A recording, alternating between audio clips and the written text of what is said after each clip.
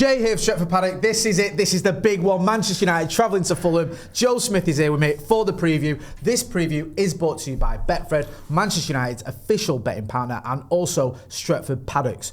Joseph, we didn't have the result we wanted on the opening game at Old Trafford against Arsenal, but the performance was much better. We've spoken about this extensively. Yeah. You spoke about it sort of on the watch along after the game. You spoke about it on Off the Bar. We spoke about it with McCullough on Uncensored. We know that we're all pretty happy with the level of performance, just not the result.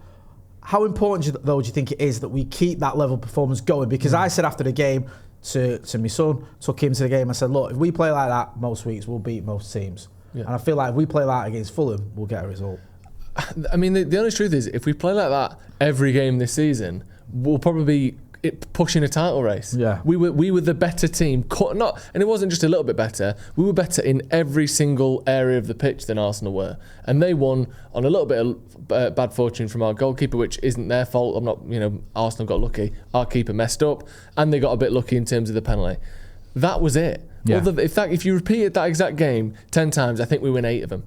I think it's very unlikely that United can have a game like that and lose it again. But like you said, it's about keeping those standards for every single game. Because Arsenal at home, first game of the season, new signings, 75,000. It's quite easy to kind of get up for that. The problem that we've had in previous seasons, and look at Amorim last season, good result at Anfield, beat Arsenal away, beat Man City, and then we lose the so-called easier games week in, week out. We cannot do that. If we have to play how we did against Arsenal. And if we do, it'll be a relatively easy day for Man United. We've got a better squad, we've got a better team.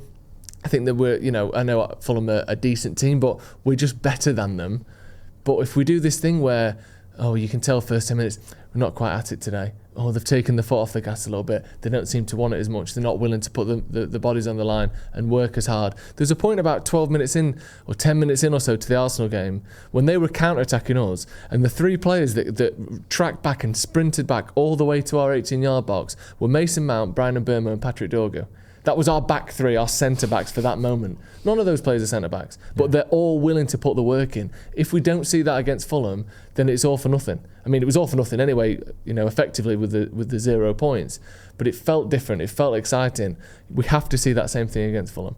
Yeah, because in terms of talent in this team, in this squad, the talent is there. Even last season, we finished 15th and it was an absolutely abysmal season. But it's not like the entire squad is just full of rubbish. It isn't. I will never accept that. I think you've got a lot of talented players, and we've also brought in some talented players. So if those players show the effort and the energy that's needed, we'll be fine. We'll be challenging for those European places at the very least. One player that played very well in the opening game against Arsenal was Mattheus Cunha. Very exciting player. We've all been speaking about him quite a lot this week. We knew what he was about when we saw him at Wolves. Always turned up against Manchester United. Did very well in terms of the amount of goals he got for Wolves as well.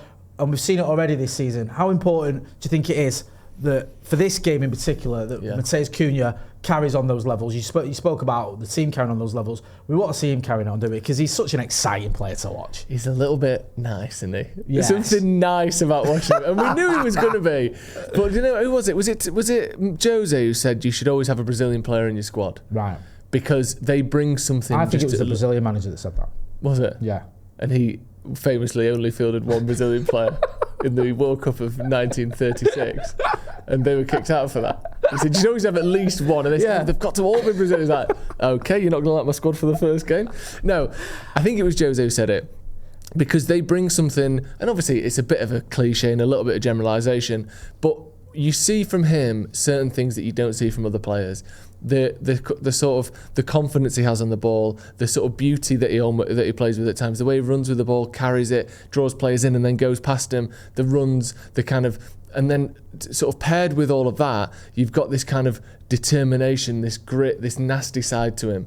And it's just a perfect combination for what we're all here for, which is being a fan favourite. Yeah. And also, he's got the output to back that up as well. I think it was 15 league goals last season for a Wolves team that, very much sort of struggled. He's exactly the sort of player you want on your side. And he's hopefully the sort of player that the oppositions are going to start to hate a little bit as well, which I like that. And it makes me warm to someone a bit more. But if he can keep doing what he's doing with the efficiency of some of the players around him, I think you've got a player there that when Bruno isn't quite at it, and people said that Bruno had a bad game against Arsenal, and it wasn't one of his best, but if you go back and actually look at the things Bruno did, he did a lot of very difficult things very well. But even by his standards, that wasn't enough to be a great game. But you've got players like Cunha who can step in and fill that gap now for so many seasons. If Bruno doesn't do it, no one can.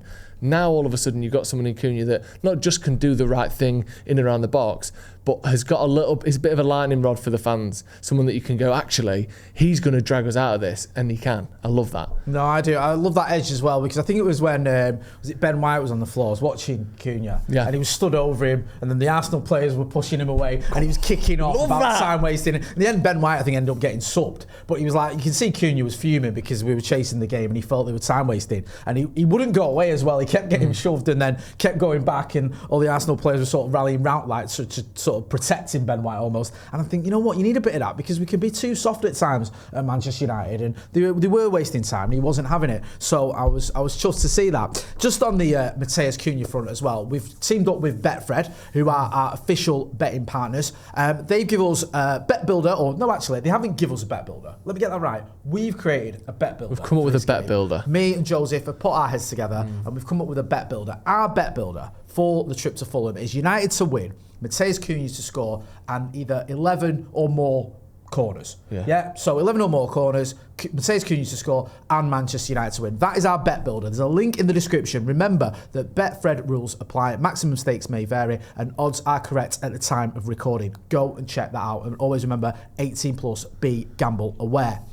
Let's talk a little bit about predicted 11s. Let's do it. I'll start with you. Yeah. Give me your predicted 11. I've brought Onana back in, first and foremost. I think that Bayindir, you know what, and just to defend him on certain aspects, I've watched the game back against Arsenal, and his ball playing was very good. Yeah. He's not someone that, I think people often confuse ball playing with almost like dribbling and comfortability on the ball. People think a ball playing goalie is one that's going to see a striker press in, do a little feint and a Cruyff turn and send them on their arse. Actually, the way he passed the ball was consistently very good. It found its target almost all of the time. So I will give him that. What I can't give him, though, is any sort of confidence whatsoever when players are having and teams are having shots against him. And that is a worry. And I don't have much more with Onana, but I do have a little bit more. I do think that we've seen more good games to bad games sort of as a ratio with Onana than we have with Bayindir. Bayindir's only played about 10 games for Man United, and 4 or 5 of them had pretty catastrophic errors in. I don't think Onana's on a 50% bad game ratio. I think he is better than that, personally. So I've gone with him.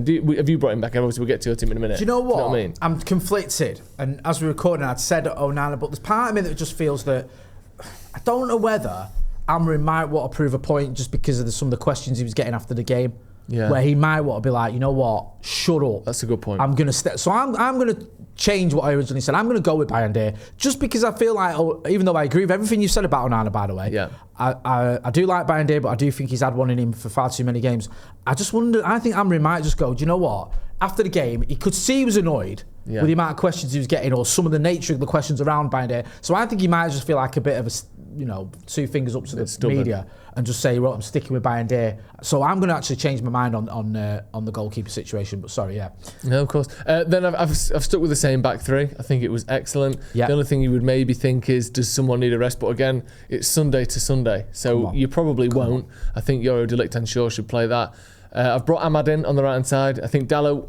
I think I predicted Dalot, or I said Maguire, and then maybe Ahmad could play. But I knew we'd go for a bit more height, and Dalot. You did predict. I'm pretty sure you predicted Dalot. This time, though, I think Ahmad's attacking positioning and attacking ability will be needed. The one thing I will say is, a couple of times him and Mbeumo, they took the same lines into the box, and he would drag men towards Mbeumo rather than away. I think he needs to stick to those overlapping runs if that's where the space is. There's a couple of times Mbeumo cut inside, and Ahmad had dragged the fullback inside as well. That's just sort of teething issues as a new partnership comes together. I think he'll play. Dorgu picks himself.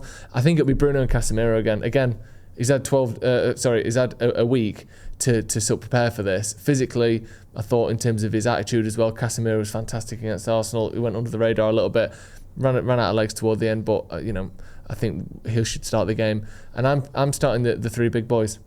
Mbeumo, Cunha, Sesko. Let's just get them going. Too often against Arsenal, we've got the ball in good areas, and there's no one in the middle. I like Mason Mount, but I think off the bench that works. I just think we need to start with a bit of a focal point to try and get an early goal.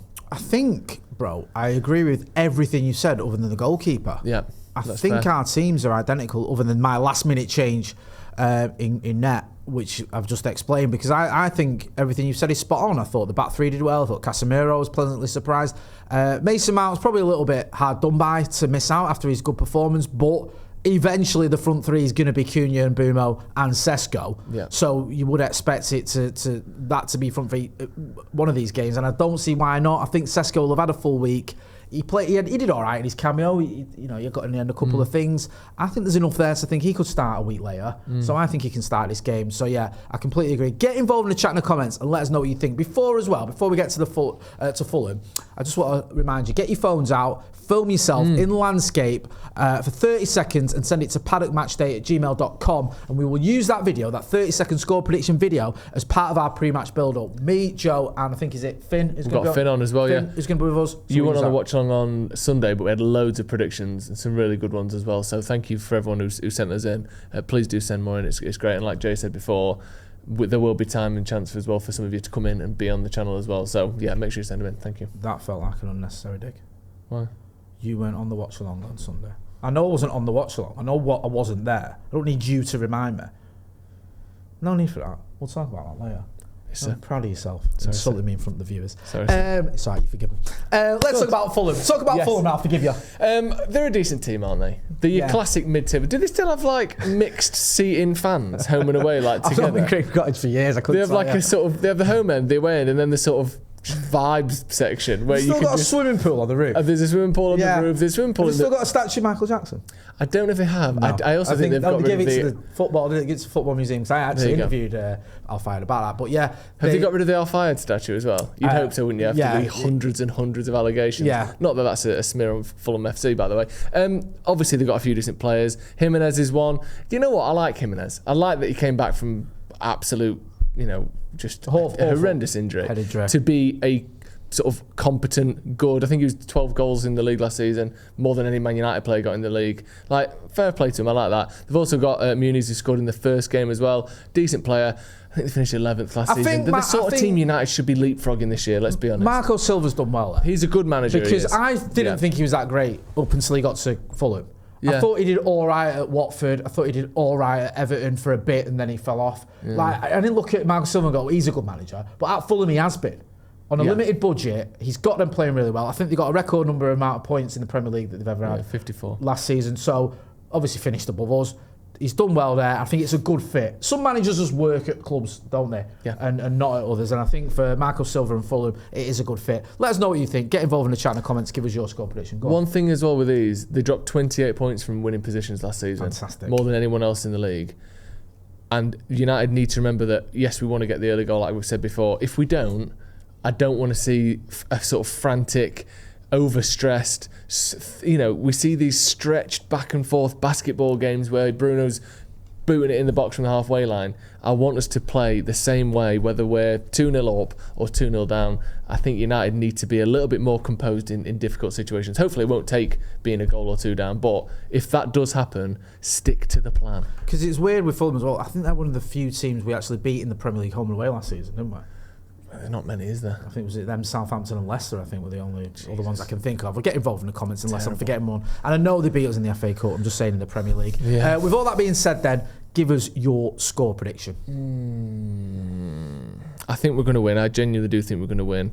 I just want to see that same intensity, that same energy, that teamwork, the runs off the ball, the sort of coherence. And if we do see that, it should be comfortable.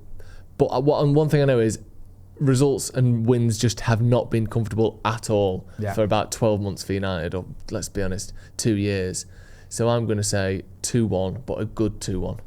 Yeah, I get where you're coming from. I'm going to go for a 1-0. Yeah. I think, like I said earlier, I think Cunha will get on a score sheet. Yeah, I think we'll win 1-0, which I'll take. We need a win. We need to get our season going. Yes, the performance was great against Arsenal, but we didn't win. You need to start winning. We need to win against Burnley as well. We'll get to that obviously later on, nearer the time. but we've got tough games after the Burnley game. I think there's a Manchester derby not too distant future, so these are the games you need to pick up points from. But I'm confident Manchester United will win. Get involved in the chat in the comments. Let us know your thoughts as well. Don't forget as well to check out Betfred. There's a link in the description. You can go and check out our bet builder as well. That's been Joe Smith. I'm going to be back with you for the watch along. Can't wait for that one. I'm Jay Motti. This has been a preview. Manchester United versus Fulham, or actually Fulham versus Manchester United. Thanks for watching.